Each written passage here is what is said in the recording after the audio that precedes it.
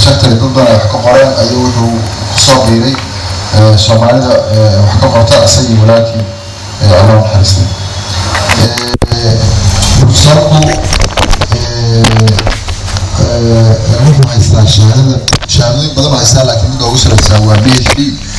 oo arrimaha social and educational studies ka ayuu ku haystaa PhD masarro badan oo culum kala duwan oo multidisciplinary oo cilmiga social science ka waxbarashada education ka humanities ka waxaas oo uu ku haystaa buugaagtuu qoray oo mid ka mid ah hadda aniga gacanta ku hayo oo dowladda ku jirana maanta aan ka wada hadlayno waxaa kamid ah buugga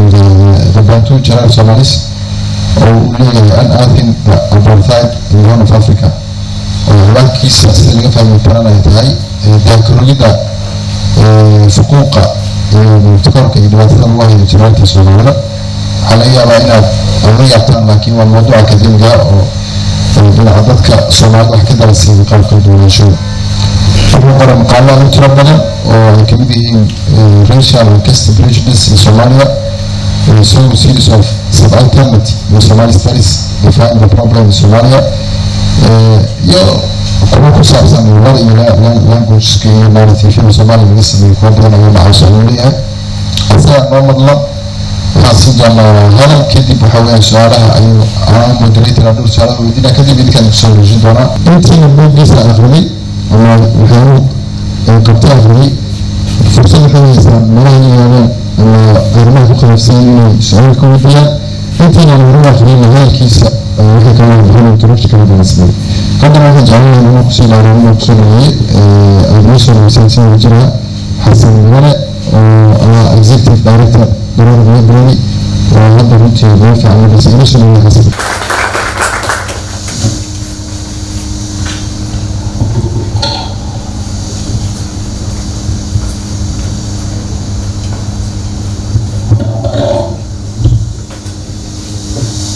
السلام عليكم جلب الحسن فكروا حاجة كلمة قليلة وقت قليل aad nooga aqbasheen inaad noogala soo qayb gashaan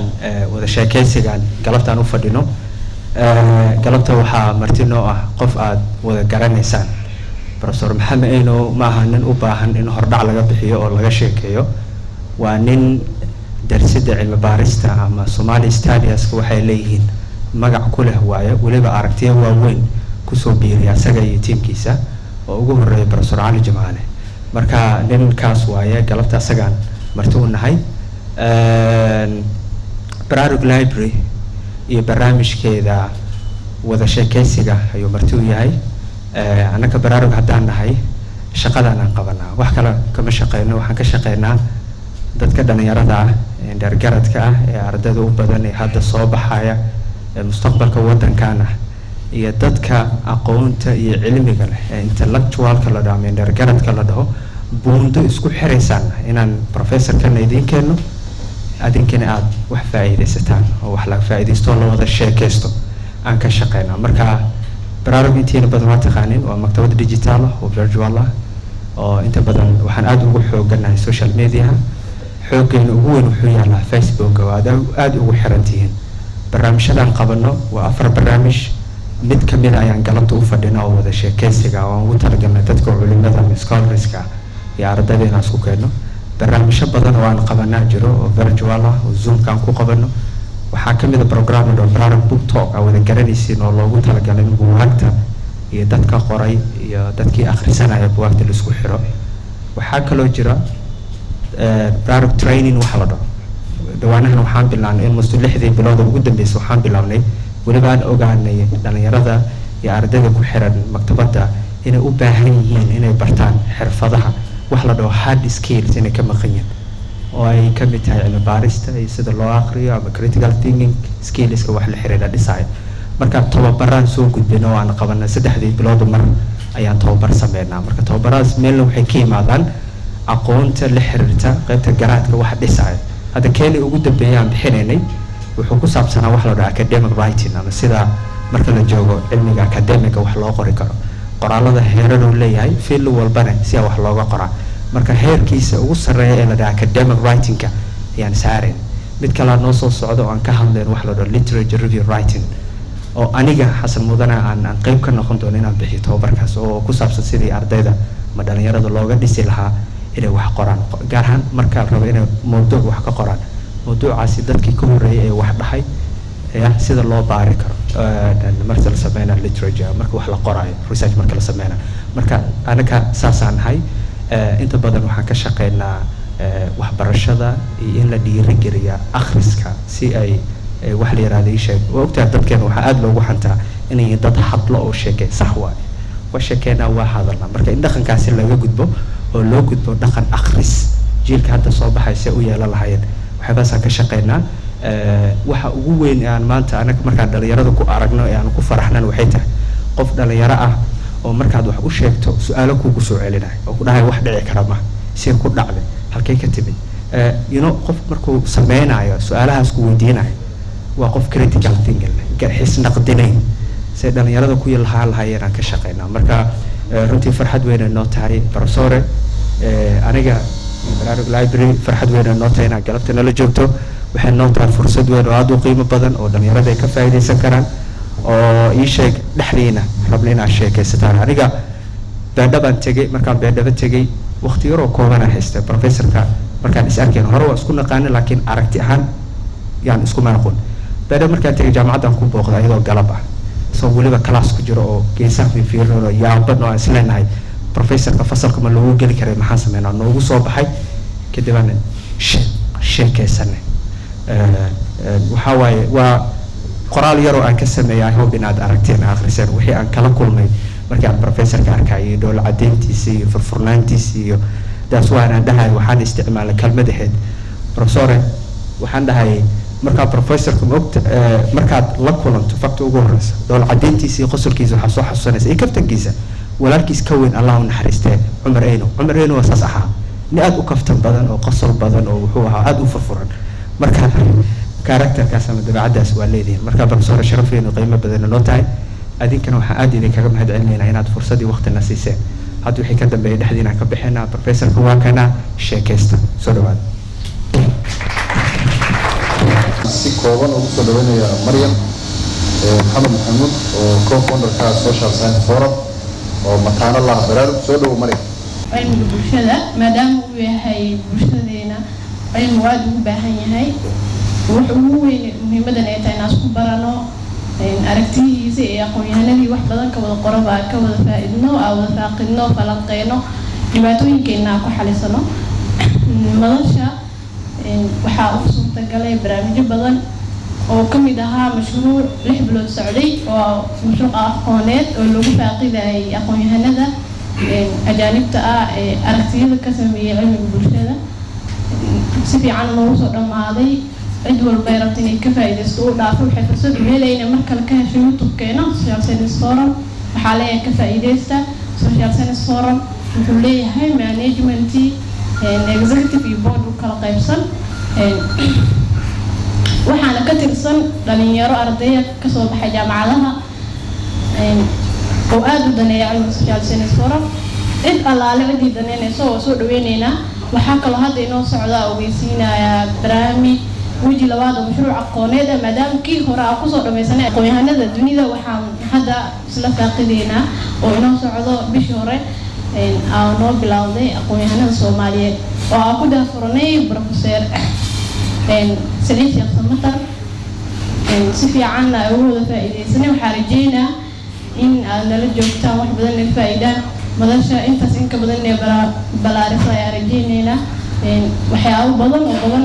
ayna soo dhawaada gacan furan inta ay ku soo koobaya professorku waxa leeyahay soo dhawow aad u faraxsanahay maanta anigoo dhalinyaro ina halka inta ka soo soo sameeyo wada hadalkiisa waxa kadibna waxa weeye discussion ay galaya professorka halkan waxay soo jiraan aqoonno cilmi social science hore soo darasay kuwa meelo kala kiimanaya laakiin جواني فيها أنا جعله حسية ضد موين وسيا وما سامين كل شيء بدون يعقل يعطي جامعين في مشروع جراء نكاو هذا ما لكن قفت عالية سوماليا والدولة من فكرة يروحها جدا أنا أقول كشيء وسوماليا نتهل ميلاد هل أصل نهار في مهدي هنا كلا أنا بوقت القرص دين تبارك مجرد وطلعت القرص كنتي وحتى سمعنا وما هذا الصندوق وهذا طبعا وشو نسكت خلاص وحصلوا كان قال قرقة بوتين كاستا سمعنا سمعت محمد على شيء من ضمن الوقت سبب مكة شيء تبوك ولا ذاك الرجل نقطة هو يتنفس سمعنا فكان ضد ما تقول ناس هذا كلام ما بنيها تصير بعها ولا سجيسو كده من هذا الشيء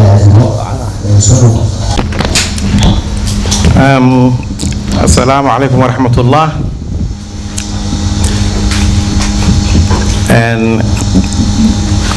guddiga soo abaabulay kulanka Baraarug Library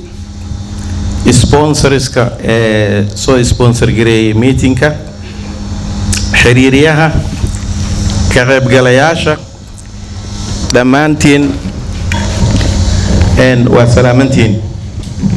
waana ku riyaacsanahay inay soo imaano aan wada hadalno laakiin cudurdaara horumarinaya mowduuca laga hadlaayo haddii dhinac laga fiiriyo sensitive waay mowduuc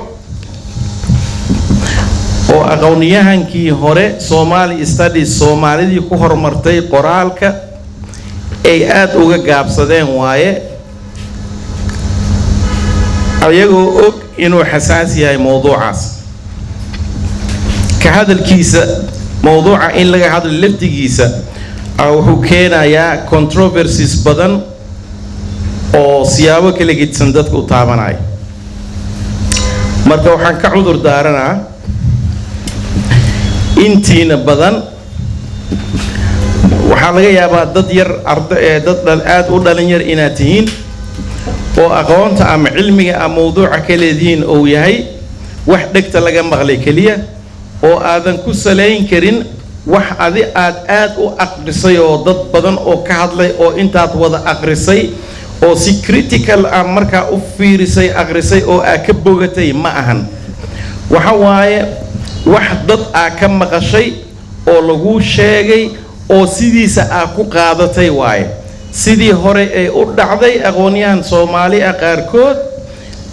gumaysiga marka uu yimid dadka isticmaalka ka socday iyo qoraaladii ay sameeyeen ayaga markay aqoonyahan noqdeen sidii dadka cadaanka ah gumaysiga uu u sameeyay sidii ay straight ay u qaateen ayagoo critical analysis ku sameeyeen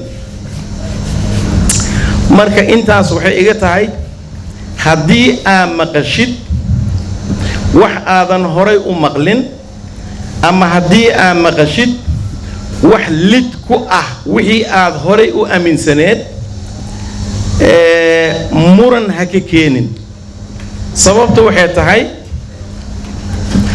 qofba marka uu wax sheego oo ku beesgareynayo wax la cilmi baaray ama wax la arkay ama reality-ga jiro markuu ku cabirayo macallinkaana waa laga qaataa marka ay primary tahay wuxuu ku baray macallinka la secondary marka tahay primary waxa ku baratay maahana wixii uu wax ku daray jaamacada timid waxaan wiliga lagu sheegin oo primary iyo secondary aadan ku arkin waxa laga yaabaa laba macallin oo hal maada ku dhigaya hal shay inay laba si kugu sharxaan marka ma ahan mid kaana sharaxaadiisa fiican ama kaasa fiican ma aha markii aad tahay qof aqoon ama cilmi raadinayo waxa loo baahan yahay labada jiho oo iska horjeeda marka aad maqashid labadooda si maxay ahayd oo critical ah ina u fiirisid analytically markaas wax kala baxdid not necessarily markii wixii horay u aragtay ama aad taqaanay wax aan ahayn marka lagu sheego war ani hore waxaan maba u maqlinay waxaan maba jiraan ama saanay naga tahay ama Soomaalida saanay aaminsan tahay xoogaa wixii lagu burburay waay maahano saanay aaminsan tahay oo ina wajidna aabaana ma la dhihi karo waxaan quraan ma ahan maahano wax oo dad indheeyay social science waaye oo laga fikiray oo la arkay say wax u socdaan say bulsho u dhaqanto marka waxa ku raali ahaanaysiin haddii aan soo present gareeyo the opposite view inaad saas u qaadatiin oo raali ah ku aatiin because aqoonta laftigeeda waxay ku salaysan tahay anaa wax ku daraayo cabdi aadi wax ku daraayo qof kastaa wax ku daraayo maalinba waxaa lagu daraa waxa static ma aha aqoonta laftigeeda dynamic waaye wax socdo waaye qofba wuxuu ku daraa waa lisbeenina waxbaa lagu daraa waa saasay aqoonta ku balaarinay marka mawduucan Somali studies haddii la dhaho siyaabo badan wax kastoo Soomaali ku saabsan marka la fiiriyo Somali studies waaye laakiin inta badan sida uu sheegay Somali isku af waaye okay Somali isku jinsiyad waaye kulli hal meel ay ka soo farcameen isku isir waaye okay Somali isku isir waaye isku luqad waaye okay isku diin waaye okay Somali dhan marka waxa waaye homogeneity la sameeyay maaho oo dadka dhan inay isku mid yihiin ee isku meel ka wada yimaadeen it's very fine okay marka taas meesheeday leedahay tii jirtay waaye si marka la fiiriyo laakiin reality-ga annaka society ahaan mujtamac ahaan dhaqankeena markaan fiirino Soomaalinimada waa liisu diidaa maahano dadaa loo diidaa Soomaalinimada dadna waa u diidaan dadna waa loo diidaa maahano very good marka aad fiirisid qofkan go'aanka ka gaarayo qof kale oo aaminsan inuu Soomaali yahay oo ani go'aan ka gaarayo Soomaalinimadiisa inaysan ahayn Soomaali sax ah ama Soomaali oo jirta inaysan ahayn sababaan sameynaa marka I create a reason I create narrative abuura oo qofkan ani sababta aan rabo aan uga bixiyo Soomaalinimada ogow marka Soomaalinimada kama hadleeno tan caadiga oo normally aan aaminsanahay oo qofka citizen-ka ah qof kastoo Soomaali ku dhashay Soomaali waay qof kastoo aabii Soomaali ah hooyadiis Soomaali waay taas waa ognahay tii caadiga ahayd waay laakiin tumaal yaxar madhibaan jareer iyo waxyaabaa la sameeyey barawaan reer xamar ma jirtaa mise ma jirto reality miya mise it's just something narrative oo ani alifayo waa jirtaa maahano thank you very much haddii qof for example oo maqlo ina af Soomaali ku hadlaayo oo aad ii fiiri war adna Soomaali ma ahayd you see war adna caadi maahano laakiin waxaa laga yaabaa ani taas markuu idho oo la yaabo waxaa laga yaabaa nin Rwandes ah ama nin Ethiopian ah inuu af Soomaali kula hadlo oo la dhaho maya ani Ethiopian ah af Soomaali mi therefore wax ay society samaysteen waaye marka taas la arko waxaa imaanaysa marka war Soomaalinimada marka astaamo gaar may leedahay oo ma waxaan ku saleynaynaa Soomaalinimada image-ka qofka ama sida uu u eg yahay the looks the features of the person ma ku saleynaynaa mise waxaan ku saleynaynaa qofka inuu meesha u dhashay oo muwaadin yahay mise inuu culture qaatay mise nomadic culture inuu ka yimid Soomaalinimada see lagu saleynaa tan kale waxa waaye ku saleyntaan yaa go'aan ka gaarayo who determines Somaliness laftirkeeda because ani markaan oo la ii arko warkan Soomaali ma kan Soomaali iska haye laakiin ninkan af Soomaali ku hadlay okay waa dhici kartaa ku hadle waxa ka imaanay xogaa iska hor imaatan oo waayahay ii ma aha iyo laakiin haddii uu qof Soomaaliya Kenya uu ka yimaado priority oo ani aan lahayn iyo privileges badan aan lahayn oo lahaana maahano I mean kan jareerka ah privileges oo lahayn oo lahaana maahano because jareer badan oo inta ku dhashay oo ku koray oo wax ku bartay oo wadanka 100% dadka kale say u save gareynayay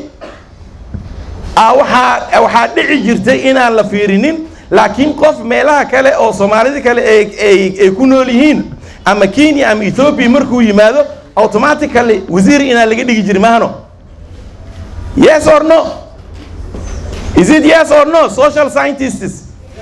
Yes, waa dhici jirti maano. Marka ani maxaa ii diiday born and brought up in Somalia, belonging to Somali father, Somali mother, Somali brother, Somali sister, Somali neighbor, Somali culture. Maxaa keenay marka preferencega qofkii xagga ka yimaado ama qofkii san dhuuban oo timo jilicsan, he or she is more Somali than me because ani waasan weynahay tintaydana jareer waaye. For that reason I am disqualified to be Somali enough. I'm not enough Somali. Gacmaha isku dhuftee runaa sheegay. Ha baqiilina no idinka. Ha baqiilina waxa discussion waa iska sheekaysanoyna maano. Ha anna social scientist na mar waa ahay, marna educationist ahay. It's okay waaye, marna literarian ahay, marka waa isfahmaynaa si fiican. Marka fiiri ani meeqa psychological problem and drama marka qofka kaleeto uu go'aan ka gaaro waxa aan ahay. Weli ma maqasheen walaalihiin asxaabtiin oo ama Yurub degan ama America degan oo la dhahayo niga aa la dhahay adoon camal madow? Ma maqasheen? Ma maqlin miya? waa maqasheen moo? say noqonayaan marka saas la dhaho maxay dareemayaan? Yeah, I mean, what do they feel? caadi miya? ma farxa? ma qosla? So you imagine taasa ani igu samaynoysaaye, how do you want me to be a happy Somali? How should I be a happy Somali? Discussion le waay maano. Ha adi marka waxaa rabtaa walaalkaa markuu ku dhaho war meeshaan dhibaataa jirta, annaka yaabo adoonna la leeyahay, annaka yaabo waxaan la leeyahay waan lagu kacsan yahay. laakiin adikan deriskaaga dhowsa war xabashiyow, midgaaniyow, tumaaliyow, yaxariyow, qabaa'il oo kala gidisan. dadkii taariikhda qoray qaarkood oo Soomaali ka mid waxay dhahaan Soomaalida nations of tribes waay. Nations of tribes macnaha halkii tribe waxa waaye hal nation waay. Therefore isku meel may ka soo jeedaan haddii la dhaho isku meel myth waxa oo beenta oo endured beentan oo oday caraba laga yimid ma galaa taas ma galaa mi fasaxe carabta laga yimid taas haddii la dhaho caraba laga yimid haddii la dhaho Soomaali carabay ka timid haddii la dhaho hal oday waay maahano. laakiin adi waxaa odaygan haddaa dhahdid odayga oo carab ka yimid oo cunugiisa oo inta ku dhalay daarood magac mu bixina ma ka saa carabka. reality-ga la rabaa. abtirsiga waxaa ku jiro kombe, kablalax iyo komba ku jiro. kombe magac baantuu waaye. more realistically I don't know the sense. DNA gana dhalinyarada oo khatarta oo Europe iyo meelahaas joog markii niga laga badiyay oo cadaankii wixii ay isku hor yimaadeen DNA aadeen inay iska qaadaan. idinka waxyaabaha aragteen DNA gi la qaaday dhiig baantuu mu ku jiraa mu ku aragteen? la wada noqday mo. Thank you. waayahay professorku waa mahadsan yahay. aad mahadsan tahay professor. si guud aad afkaartaadii aad u soo koobtay si gaar adoon mawduucu galaynin. waxaan rabaa intaan u furin ka qaybgalayaasha su'aal inaan ku weydiiyo. marka laga hadlayo daraasaadka Soomaaliga kuwa cadaanku ay qoreen iyo kuwa Soomaalida ay qoreen waxay aad uga hadlaan Soomaalida xoolo dhaqatada oo reer guuraaga ay aad uga hadlaan. Soomaalidaas qabaa'ilada waxayna u dhisan tahay qaab qabiil ah ay u dhisan tahay oo hawiye dir raxweyn daarood saas u dhisan tahay. intii kale markii hadda bulad siyaasiyan loo sameeyay cartana siyaasiyiin 4.5 laga dhigay waxa ka soo hordhan hal dalada la isugu dhaxgeeyay. su'aasheedu markaa waxay tahay marka dadka daraasiyay ka hadlayaan Soomaalida qabiiladaas kala waaweyn asalkooda qaybo badan oo kamid ah Carab la geliyaa gaar ahaan dirta oo isaaq uu yahay iyo daaroodku carabtay toos u galaan hawiyaha doodiisa adaan noo sheegi doona laakiin mid aan rabo inaan maanta ku weydiiyo waxa weeyaan jareerta tusaale oo kale haddaad rabto maadaama mawduuc oo saa u sheegsan Steve yahay jareerta Soomaalida degan bal buugaagan waa kaga hadashay oo laba qayb u qaybisay kuwa dalkan weligood joog jiray iyo kuwa diaspora u qaybisay oo banaanka ka yimid bal jareertu intee ka yimaadeen sharaxaad bal horta waxay bal isku haysan intaana waxaabay ka dhashay oo cunsuriyadii iyo midabtakoorkii istigmadeena ka hadlin bal dadka waxu faahfaahaysaa jareertii asalkoodii Soomaaliya ku yimaadeen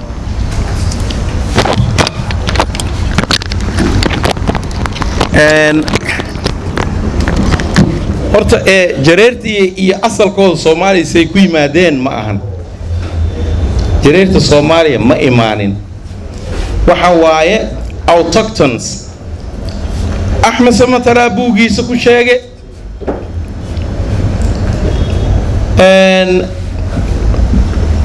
Ali Abdurrahman sheegay aqoon-yahano kale oo badan oo anthropologists oo ka hadlay arimahana sheegay Ciruli oo Talyaani ah iyo Talyaaniyaal kaleeto oo cilmi baaraya sheegay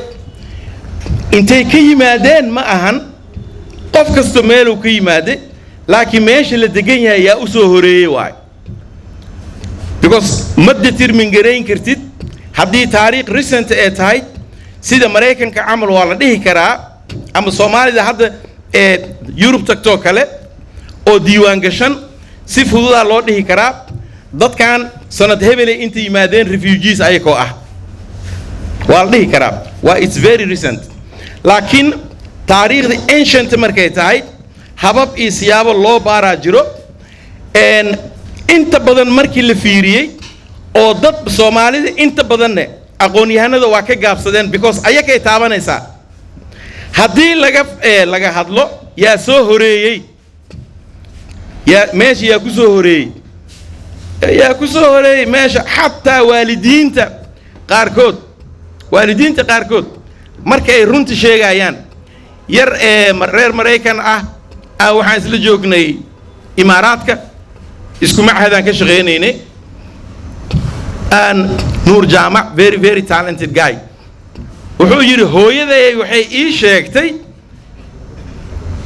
inay yihiin fiiri hooyaday ii sheegtay uu leeyahay inay yihiin jareerka dadka meesha loogu yimid waa laga hadlay aad looga hadlay laakiin dhibaatada waxay ka timid ka hadalkii taariikhyo waxa la sameeyay taariikh oo dawladda ay sponsor gareynayso oo wax ayada dan u ah iyo dadka ay ka dhasheen inta badan ay ka dhigayaan inay superior yihiin ay ka koreeyaan dadka kale oo ay ka taariikh fiican yihiin oo ay ka dadnimo fiican yihiin because ayaga Arab waaye dadkan kaleetana oo madow ama tima adag they are Africans therefore they are less pure marka inferior waaye dad hooseeye waaye laakiin marka la fiiriyo imaatinki sidii loo soo kala horeeyay jareerkaa soo horeeyay dad badana waxay leeyihiin autochthones hataa recent qoraalada UN-ka OCHA iyo UN OCHA iyo markaa fiirisid website-yadooda iyo qoraalada ay sameeyeen because dad aqoon-yahano ay adeegsadaan oo waxaan baaraayo meesha waxaa ku qoran minoritiska waxay sameeyaan 32%, that is a third of the population. Wow, qoraaladii very recent or 2020 iyo 2019 iyo 2018 iyo la sameeyay waa minorities ka waxay sameeyaan about a third or 32%. tira aad u weyn waay marka adi imagine 32% oo mujtamaca ah aad takooraysaa u diidaysaa inay kula mid yihiin 32% aad dhibaato ku jiraan oo aan laga sii fikirayn 32% are psychologically what demeaned why degraded why discriminated marginalized oppressed dhinac kasta marka soo horeyntii jareera soo horeeyay dhulka qof hadduu soo horeeyay meesha fiican uu ka degaayo webiyaasha war nin adoon oo la leeyahay ma webi iyo beer loo dhaafi lahaa ولا ليه آوي كي لها آوي why don't they claim هدي ليه وركي وراني كي لها آوي why can't he come and claim وريا أنا أقول وحن رب السماء إسلامي وحي no Somali إسلام ك وابديدين بو إني slavery وضان درتيس أي وحيابه بدن أوكينن وحيد دهين ما يعمل شيء أيه شيوخ دينا هذا دان شيء هذا هرا وحكي يسين أوجع العذاب أربعة تصانو قلي الرأي بريء والرأي وان أفلق دي هل كان كروت كدل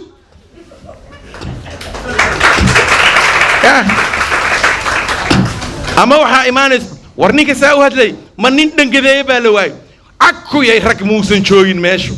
أكو رك موسن شوين ما take your cool man ماشا واحد problem or debate حوق ما أها we talk we discuss we laugh we chat we understand each other conversation why mano we converse mano how أسكت سنينا شكله وايد لكن that's why I would have حوجا وحيابه هراء أو مغلين دام مغشيد try to bear it more ها أنا وعيدي مغشينا أنا ما يعني سنوين بدنا أنا بحوش كان ليه وهاي وحير لي ذي الشيء يعني ما هو ديريسين وحير لي وولي وحبة ما أفلق هذين يعني ولا درينا ولا صوص على ولد كي مديوان لديه جري كي يحر لديه جري كي بون إيه وح لديه جري وبحثوا كركروي زاد إذن كركريه ما هو it is boiling up now ها مركب try to be cool try to be patient more سؤال كلمة سوداء dadka 4.5 ku dhiib adigeed afar markay sheegaan ani mahano thank you very much maanta Brussels adaa lagu yahay maanta adaa marti lagu yahay marka saas ogow maanta doorkaaga ay qaadanaysaa su'aasha kale aan rabin aan ku weydiin intaan ana siinin ka qaybgalayaasha waxay tahay waxaan jeclaan lahaa maadaama nin oo aqoon-yahan oo professor ah tahay oo buuga kaliya haddaad refer garayso wax badan oo cilmi laga faa'iideeyo qaybta politicalka in inta naga yareyso qaybta cilmiga inaad xoog noo saarto xogaa hadda waxa kugu jira maaragtay sheegay qaybtii siyaasadeed oo dhibaatada waana dareemi karaa maanta inaad fursad aad uga faa'iideynayso su'aashu waxay tahay marka wax badan lagama yaqaano qaab dhismeedka bulshada jareerta tusaale oo kale Soomaalida kale oo caadiga ah qabaayil u dhisan tahay qabaayilka jufooyina ku sii jira jufooyinkaas laangaab iyo laandheero wax leeyahay ku sii jira diyada isla bixiyaan dhiiga isku xira marka sidii loo si kala dhow yahay saas qaab dhismeedka bulshada ee jareerta bal wax yar noo iftiin meesha maadaama dad Soomaali istariga danaya ay joogaan qaabkay u dhisan yihiin jareerta waxba kama gedisna dhaqan marka la yiraahdo gooni waaye laakiin qaab dhismeedka wax badan oo difference ma jiro waxaan lisla bixinayo iyo oo communalka ah waa laga siman yahay ama inay jareerka ku horeeyeen ama inay Soomaalida ka qaateen ama inay Soomaalidan ee jareerka ka qaateen wax kale oo baaritaan si rabo waay oo la si baarayo waay laakiin hoos ahaan ma si kala qaybsan yihiin ha sida loo kala baxayo jifo iyo maxay laf iyo loogu kala baxayo of course taas waa jirtaa caadi waay waa jirtaa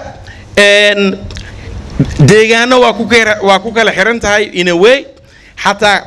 dhaqan ahaan marka la fiiriyo Soomaaliya isku culture iska dhaafay jareerka laftigooda isku culture ahayn waa kala gidsan yahay jubooyinka iyo shabeelooyinka laba taariikhna waa kala leeyihiin laba culture-na waa kala leeyihiin laakiin ayadoo Soomaaliya wax badan laga qoray la dhahay hadda ee jareerka say u kala baxayaan hadda hal sheego haday tahay waa dareemi kartaa pioneerskii ee Soomaalinimada maxay ahayd Soomaalida ku horeeyay qoritaankii hore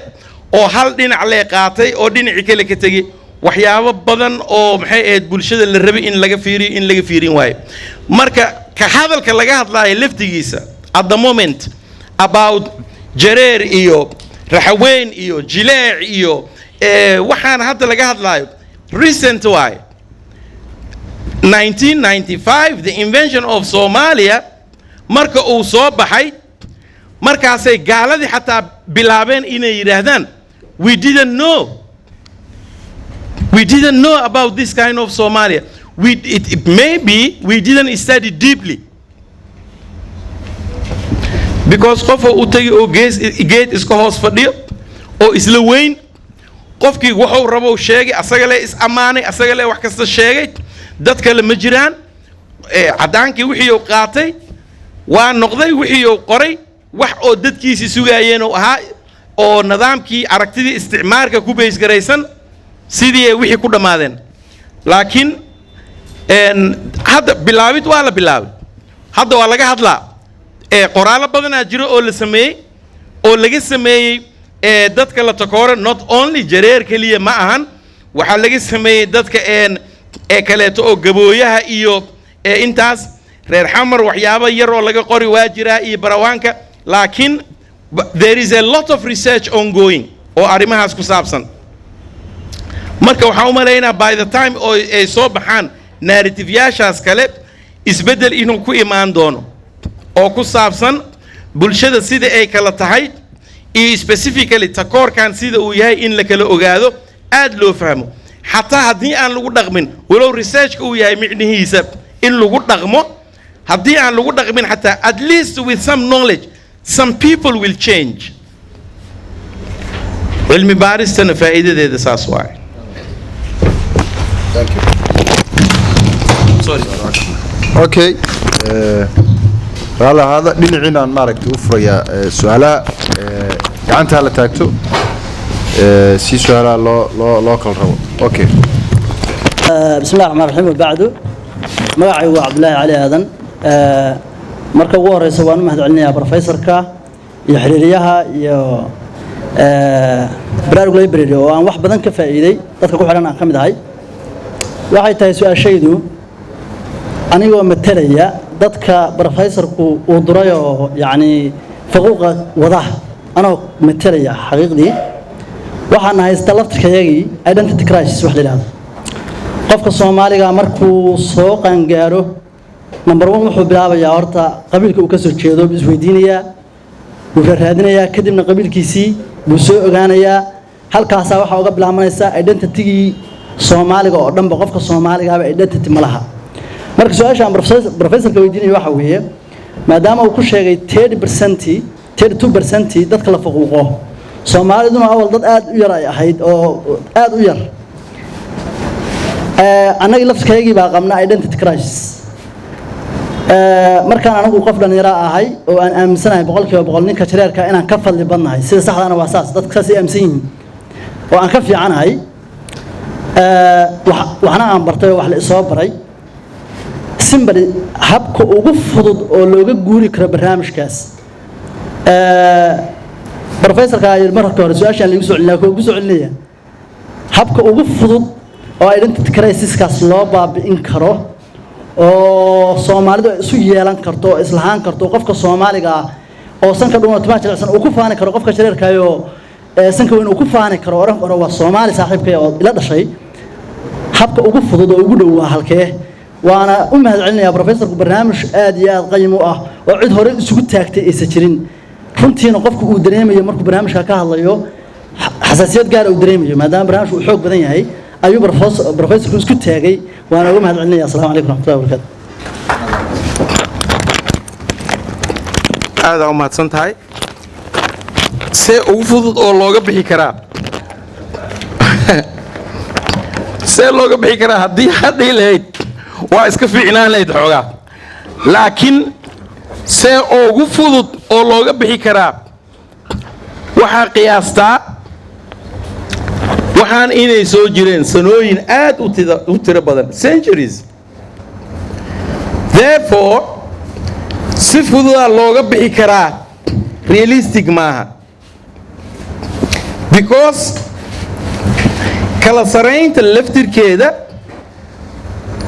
waxay u tahay psychological food for the dominants dadka wax cadaadinaya psychologigooda quudkii oo nourish garaynayay noqotay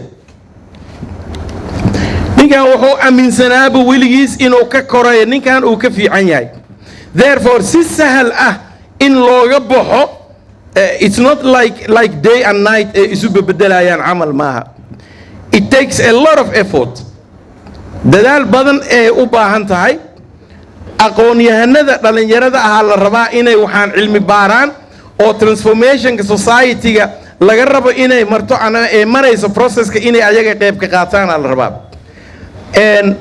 tan siyaasadda anaga joojiyo dhahay Cabdi Haadi, laakiin se u joojinee siyaasadda waxa waaye meesha oppressionka jiro meesha laga maamulaayo waaye. Dominationka ugu adag qofka marka siyaasadda laga qabsado. For example 4.5 baa la sameeyey, codkaaga waa la yareeyey, waa la liiday, adiga codkaaga waa la suppress gareeyey. At the same time waxaa dhahe qof oo 200 mitir hortaada la taagay waxaa dhahe qofkaas 200 mitir ka horeeyo 100 mitir la tartamaa qofkii la tartan. It doesn't work that way. ma ku fiicno dadkan way dhibaataysan yihiin. Reconciliation iyo marka la samaynayo oo beelasha halisu keena waxaan halisu keena marka la dhahayo ma fiicno in la fiiriyo war dadkanna waa dhiban yihiine all these centuries waa nala joogeene. At least we should look into their problems oo la dhaho war dadkan meesha dadkii loogu yimid waayo waana la dandareystay maya ma la dhahayo najis dhala idinkii war xagga iyo meelaha waa laga keenay war adiga waxa taariikh oo been oo lagu sheegay la haysataaye see u dhahe because qoraaladii yaalay ma ansixinayaan taas. aqoonyahanka Soomaali oo ku hormaray the pioneers, the so-called pioneers who were biased, they didn't discuss, they could dare not discuss. ma ku dhicin inay ka hadlaan. Why? ayagaa dominantiga ka socdano asay wax taraysaa wax uu ka hadlay. haddii kale abtigiis adeerkiis kuwaasaa dhahay waraa maxaad waxaan uga hadashay. waana dhacday yar Jabuutiyaan oo wax ka qoraayay dhaqanka Jabuutiga dadkii oo dhan ku kacay maahano. maxaa waxaan oo hoos ah oo u sheegtay. anoo ka hadlaaya shir UN-ka lisugu yimid oo ka hadlaaya waxa la dhahay warniyo hadde waxaan waa wax hoose maxaad cadaanka ugu sheegaysaa. waxaan dhahay maxaa ugu sheegi waayo dee waa wax foolxun maxaa ugu sheegay. waxaan yidhi foolxumada adiga waa samaysay ma kula xuma laakiin ani sheegistii igu dhaliilay miya. foolxumada adaa sameeyno waa igu heeysay muddo badanaa dab igu haysaa haddaan dhahna waa ku dhibay miya. marka waxaa loo baahan yahay cilmi baaris badanaa loo baahan yahay iyo waxaa loo baahan yahay dadka laftigooda inay yani they should come over. waqti badanay qaadanaysaa. kan ugu fudud wax oo panacea ma jiro. hal liiska keeni karo kana ugu fudud la dhihi karo ma jiro. process ay qaadatay heerkan inay soo gaarto equally process inay qaadato waa in laga baxo. laakiin wacyigelin badan in la sameeyo waaye idinkana researchka badisaan. okay wax yaraan rabaa inaan professor ku sheego. professor horta 20 daqiiqo haysanaa su'aalo badan waa la qabaa marka haddii su'aalaha aad noo soo koobi lahayd jawaabtooda waa jeclaan lahayd. yahay wax badan oo baaritaan u baahan oo nooga hadlay magacaygu waa Abubakar Cali Dooley. professorka aniga su'aalahan hadda la weydiin ma rabi. Soomaalida waxaa la qarnigii 10aad waxaa jirtay boqortooyo dhulka Soomaaliyeed haysatay oo ajuuraan la dhahayo. boqortooyadaas maxay ahayd horta halkee ka bilaabatay? waxaa la sheegay wax badan oo laga qoro qoraaladeeda iyo halkee ku dambeysay. ma qabiil ahayd boqortooyadaas naftirkeeda? qabiil ma ahayd iyada naftirkeeda? macna in la ogaadaa sax ina ogaanaarna halkee ku dambeysay boqortooyadaas qabiil ma ahayd iyadana. professor si kooban uga jawaab. adaaba waxaa dhahay boqortooyada ajuuraan maano. boqortooyada ajuuraan markaa tirahay sax waaye waa jirtay laakiin boqortooyada ajuuraan goorma imaatay. ani waxaan kuu sheegayaa shungwaaya iyo waxaan kuu sheegaa ka horeyntii soo degitaankii ka hore. shungwaaya ma maqlaysid marka haddii aad maqashid xataa waxaa war muxuu sheegayaa because ajuuraana lagu bari maano tan kale ma lagu barin. tan ajuuraanka ahna qoraaladeeda haddii loo fiiriyo tii hore recent waaye. it becomes more recent. magaca fiirinoysa adi mid shareer hadhiin adi magaca fiiriba shungwaaya iyo marka dadka qaarkood waxay u sharxayaan markay ka hadlaayaan dadka baantuuga ah haddaa aragtid zinj dad badan oo tartan iyo ay ka mid yihiin xataa Derek Nurse waa ka hadlay linguistically waxaa laga cabiray luqadaha lagu hadlo oo inta looga hadlo dhinacaas waxa jiro guuritaankii inta laga guuray oo dhinacaas loo guuray intay Soomaalida imaanin dadkii baantuuga ahaa oo inta deganaa oromada inay dagaal ku soo qaadeen oromadii aa jabiyey dadka inta ku haray dadkaas la jabiyey dadkooda waay autochthoniski waay oroma timid dadkaasay jabisay Soomaaliya timid oo oromadii bixisay thank you بسم الله والسلام يا دمان أصحابتا ماشين جوكتا يجلو جارام عن سلامة بروفيسورك سروك سلامي وإلهي كبركايا وما تصنتهاي أنا كفر حسن إنك سوقات قلنا برنامج كان وبرنامج هذا نوعنا وكلنا وبرنامج بلشدن يوبا عنتهاي وهي برنامج نكون لنا وبلشو لانك استقبل بطي بروفيسورك وحاول لسان وحوق سارة يو حلقة لو بربركودا لكن بروفيسوري وحتى dadkii dalkan wuxuu soo bartay sorry magacaygu waa Hani Xasan waxaan ahay arday jaamacadda Muqdisho dhigto waxaan maleynaa daayirta inta joogtana waan ka weynahay ardayna waan ahay marka professor social work aan dhigtaa waliba laba qaas ahaan waana ku faraxsanahay inaan ka soo qayb galo barnaamij noocan oo kale waayo waa barnaamij aad looga baahan yahay bulshada dhexdeeda وانا برنامجيدا oo u baahanta bulshada professorkan hal meel wuxuu gasaara laakiin ummadan kasta kala durtaan nahay aniga laba su'aal aan qaba professorka qeyr Allah siiyo wuxuu qoray wax badan uu sameeyay cilmi badan iyo meelo badan uu ka hadlaa waa si fiican u maqana laba arin professor hadii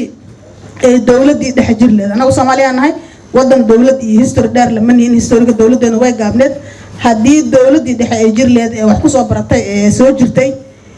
maanta waxa aad qorayso iyo doodaha aad soo bandhigayso ma soo bandhigi lahayd markii loo fiiriyo siday dawladda u fikiraysay intii ka dambeysay dawlad ma qabna moogta waa marka koobaad marka labaadna bantu maxay ahaday jareer maxay ahayd adoon hebelo magacyada noocaas dadku soo dhaho anigu qof Soomaaliyan ahay Muqdisho ku dhashay oo ku soo koray afmayga iyo afmaxaatiriga iyo waxa dhan waan aqaanaa afmayga dad ku hadla si fiican qof bay ku dhashay inaan la aaminaya macnaha haddana mararka qaar waxaad ka dhawaajinaysay macnaha mayga xataa dadka la duraa ku soo daraysa iyagoo ognahay inay 5 yihiin mayga marka waxaan leeyahay magacyadaas ma qabiila أنا وحنا مثلاً دad qabiilo oo jirayeen magacooda oo macnaha oo jirayeen ma u aaminsan dad lagu liidinayeen laakiin Soomaalida dhan way duntay dumitaankii ayaa saan u kala dhaqaale badneena isku dulminay marka maxaa inaad ku dhiirato inaad macnaha dadkii si burburay intii dhimanad si kala daadiso oo qalbiyada wax si kala geliso keenay waa mahadsantahay inta professor waqtiga gaaban ereyga la gaaban baa leeyahay waxyaabo badan baan galabta aan ku weydiin lahayn laakiin waxaan rabaa inaan ku soo koobo laba orahood oo midna aan soo jeedin ay iga tahay midna su'aal ay iga tahay midda soo jeedinta haddii aan ku horeeyo waxa fiicnaan lahayd inaad si kooban u yara dulmarto inkastoo gadaal aan ka soo gaaro laga yaabo inaad ka hadashay Soomaalida iyo siday u taalay boqortooyooyinkeedii iyo hawlihii maaragtay dhinacaas inaad bal ka hadasho way fiicnaan lahayd waayo arrimahan iyo doodan oo dhan waxyaabaha salka u ah oo waxyaabo badan dadka u ifin lahaa halkaas ayay jiraan midda weydiinteeda ah waxa ay tahay Soomaalida iyada lafteeda waxaan rabaa inaan ka dhaxbaxo aniga arrintan cunsurka jareer iyo jilaac iyo laga hadlayo oo wada Soomaalida ah dib inaan uga laabto oo ah Soomaalida ayada lafteedaba jareerkeeda iyo jilaaceeda la isku daray madad hal meel ka soo wada jeedo oo mid aha madad isu yimid ba oo sida aan ku hayno waxyaabaha qaar oo tixraac marka la sameeyo ay ka hadlayaan dadkii aad u darsay arrimahan madad hal meel ka soo wada jeeda Soomaalida oo mid ahba mise waa dad isu yimid oo xoolo dhaqato qayb ahayd qayb waarsata ahayd qayb ganacsato ahayd meelo kala duwan ka soo jeeda inta aad hawshooday maxaa meesha kaaga soo baxay su'aashaasna waan ku weydiin lahaa magacaygu Maxamed Xuseen Tahliil Waye aad baad u mahadsan tahay waa iska soo koobay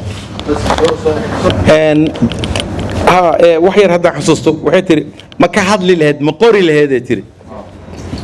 haddii dowladdii hore waqtigeeda ay tahay dowlad oo civilian ah oo caadi ah markay jirto oo freedom of speechna oo jiro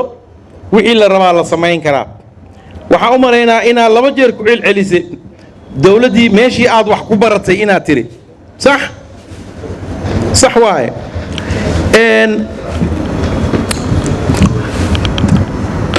waqtigii maxamed siyaad bare xukun dictatori aad jiray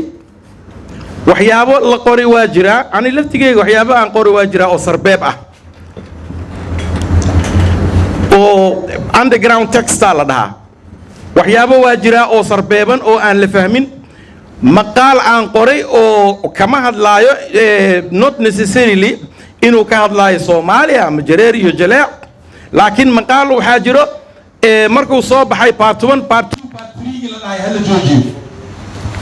oo dhibaatooyin keeni lahaa waa la joojiyay marka ma la qori lahaa jawigay ku xiran tahay haddii la qori lahaa iyo haddaan la qori lahayn dad badan oo aqoon-yahano ah waqtigaas waddanka waa iskaga tageen waxba ma la qori karin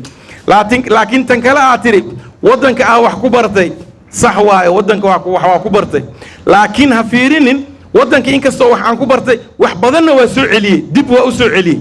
waddanka dad wax ku bartay oo baxsaday ama lacag xaday oo baxayaa jiro ama dad waddanka wax ku bartayaa jiro oo wax saas qabanin ama qori qaatay oo waddankii qori u qaatay oo waddankii burburiyaa jiro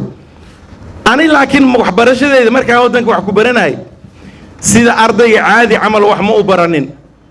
xalay aan ka sheekaysanaynay aqri buugayga la dhaho the guilt of otherness buugayga la dhaho aqri wax badanaa ogaane read guilt of otherness aqri markaas wax badanaa ogaane dad badan waa markaan lahaa aan ka jawaabaya haddii dad badan oo takoor daraaddiis waxbarashada uga tegi haddii ay wadi lahaayeen waxay wax badan ku soo celin lahaayeen ku kordhin lahaayeen bulshada laakiin because si oo prematurely dhibaatooyin loo geysta daraaddeed ay waxbarashadii uga hareen dhibaatooyin loo geystay hadda ma dhihi kartid ayakaa isku keenay iyo ayakaa saan ah iyo ma dhihi kartid justification male because qofka from the beginning cunug ardayga marka iskoolka la keenayo sababaa loo keenay ta kale waxaa aan sheegaa aniga aad dhehaysin idinka markaad su-aas ka jawaabaysin aniga kan waxa aan ka hadlayno it's not an individual perception ama individual practice societal waaye horta scope-kaaga marka aa waxaan oo aad digest garaynaysid fahamka adiga waxa aad jeceshahay iyo waxaa samaysid qof fiicanaa tahay adiga isku soo koobin arag the reality in society xaqiiqda mujtamaca taalo oo lagu dhaqmo arag laakiin su-aasha ha ku soo koobin aniga waxaan aaminsanahay aniga waxaan ahay aniga saana ahay war ma ka hadlayna adiga waxaan ka hadlaynaa society collectively marka macallinka kale wuxuu yidhi jareer iyo jaleeco u kala saaray kelimada jareer animaa bixiyey kelimada addoon animaa dhahay animaa addoonaa lay dhahaa isdhahay animaa jareeraa lay dhahaa isdhahay ma dhiwaanaa lay dhahaa mau dhahay asaga ma dhihin stigma iyo magacyo these are names oo society ay construct gareeyeen waaye ay dhiseen oo muddo soo socday marka su-aasha marka aa weydiinaysid aniga ha dhihin mujtamaca fiiri marka hore markaas su-aasha abuur su-aasha oo nuuru ku weydiisay kala haddii loo dhigo waxa weeyaan dadka hadda oo la midabta kooda jawaabtaa ka mid tahay waxa dadka kale u keensanaa dhibaato u geysanayaan maana ayagu qaab dhaqameedkooda iyo say ayaga naftooda u qaabileen oo u aqbaleen inay saa u bahdilan yihiin qayb ma ka tahay in wax weligood kusii jiraan waashaashu waxaan kuu sheegaa qof ma jiraa qof rabo inuu dhib ku noolaado adiga waxaan kuu sheegaa hawiye maxay maxamed siyaad dagaal ugu qaadeen raalli ahow hay marka dhiig ku dhaqmiya mentalityga fiiri dhiig maan dhiig ku dhaqaynaa marka may dooda fahmidda ma aha meesha u socotiin aan garanaynaa because soomaaliga dhaqankeedaaba wuxuu yahay markaa dhac iska siisid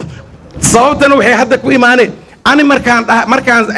gabadha aan la hadlahay aan dhahay saan wax ku soo barti ma ogtahay buuggayga aqri markaan dhahay markaan iska celinay aan dhagaha ka raacnay aan garaaci jirnay aan baktigooda lisi jirnay ammaanaan ka helnay soomaalida ee markaan soomaalida dhahayo ani soomaalinimada waa la ii diidanaa ha ila yaabin adi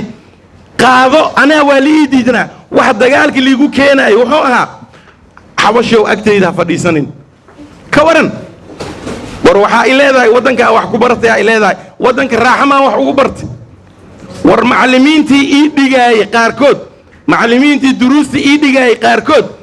maalin kasto example markay samaynayaan reertimo adag reertimo adag reertimo adag give me a break dhibaatadaasa ani I tolerated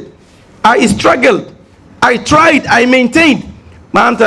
professore kaale xisa dhig professore kaale waxaan samee professore ani xoogaa marka contextigii jareerna waa ahay laakiin waa lii dhegaysana maahano because professor ahay aqoonyahankiina kan ugu weyn levelka gaari maahano saa kaas loo dhegaysanaa lii dhegaysanaa because kaas wuxuu qoraa ani waxaan qoraa xaaladaas kale mujtamaca reflecta waxaa ugu sameynee ما كسميس عليك مع مجتمعك hadda maxaan samaynoya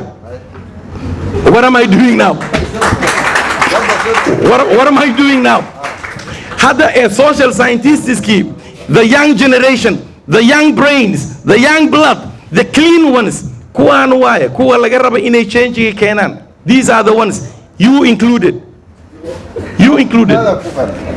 marka ha ka fiirinin adi ha ka fiirinin shakhsi ha ka fiirinin society-ga oo dhan ka fiiri هذا كوفان فرصة والسوية ما يملي سوية هذا سؤال شو كاسوية ما يوارد ما سؤالي دينا وكان ما ده هاي وعلى هرسنيا تيو بانتريو بودي سوماليدو ها هل ميل بيك سوجيدا سوماليدا هل ميل ميك سوجيدان ما يس هل ميل ميك سوجيدان محيطها لكن هل ميل ميك سوجيدان ambiguous واي horta waxaan idin sheegaa waqti waxaa jiray magaca Soomaaliya uusan jirinbo raali ahaadaya wax oo haday waataan dhahay cudurdaara sameeyna marka waa ka raali ahaanaysiin tan haday idin dhibto waqti waxaa jiray magaca Soomaaliya uusan jirin sida taariikhda ama dadka wax qoro oo hore ay sheegeen Soomaalida waxay ahaayeen qabaa'il oo kala duwan qabaa'il oo kala gidisan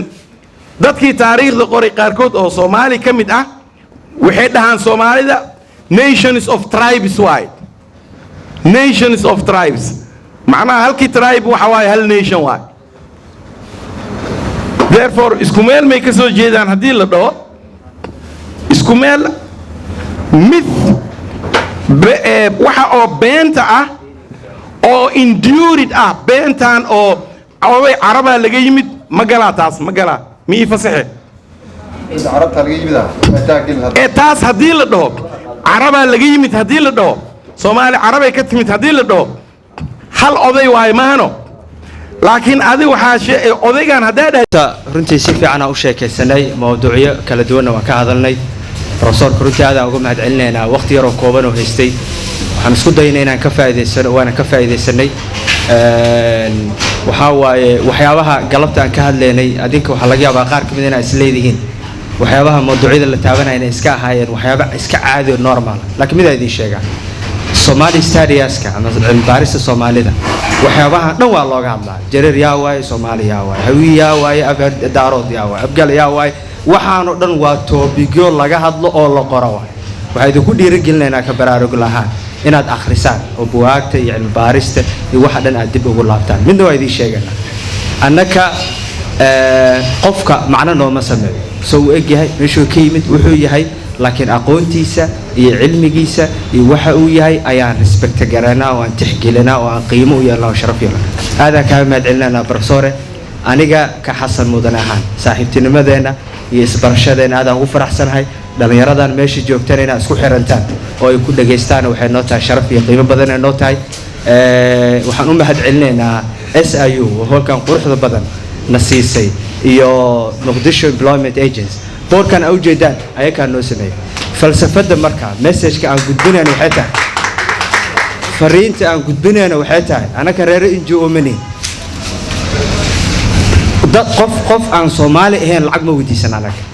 siiba dhalinyaradeena jeebka gacanta gelinaa $10 $5 wax ku wadnaa waxaan ugu talagalnay ujeedkeenu wuxuu yahay Soomaali hadaana waa isku filan karnaa wax waa qabsan karnaa hoolaan qabsan karnaa xafladana laga yaabaa in la leeyahay European Union sponsor garanaysa ama sameyn karnaa anaga saas